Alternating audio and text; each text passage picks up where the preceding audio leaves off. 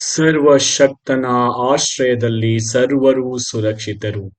ಸರ್ವೇಶ್ವರನ ಶಕ್ತಿಯಿಂದ ಸರ್ವವನ್ನು ಸಾಧಿಸುವ ಶಕ್ತಿ ನನಗಿದೆ. ಸರ್ವೇಶ್ವರನ ಶಕ್ತಿಯಿಂದ ಸರ್ವವನ್ನು ಸಾಧಿಸುವ ಶಕ್ತಿ ನನಗಿದೆ. ಸರ್ವೇಶ್ವರನ ಶಕ್ತಿಯಿಂದ ಸರ್ವವನ್ನು ಸಾಧಿಸುವ ಶಕ್ತಿ ನನಗಿದೆ ಎಂದು ಹೇಳುತ್ತಾ ಈ ಮುಂಜಾನೆಯನ್ನು ಪ್ರಭು ಕ್ರಿಸ್ತರಿಗೆ ಸಮರ್ಪಿಸೋಣ. ನಮ್ಮ ಎಲ್ಲ ಕೆಲಸ ಕಾರ್ಯಗಳನ್ನು ಯೋಜನೆಗಳನ್ನು ಅವರು ಹರಸಿ ಆಶೀರ್ವದಿಸುತ್ತಾರೆ. ಪ್ರತಿಯೊಬ್ಬರೂ 3 ಬಾರಿ ನುಡಿಯೋಣ. ಸರ್ವೇಶ್ವರನ ಶಕ್ತಿಯಿಂದ ಸರ್ವವನ್ನು ಸಾಧಿಸುವ ಶಕ್ತಿ ನನಗಿದೆ. ಸರ್ವೇಶ್ವರನ ಶಕ್ತಿಯಿಂದ ಸರ್ವವನ್ನು ಸಾಧಿಸುವ ಶಕ್ತಿ ನನಗಿದೆ.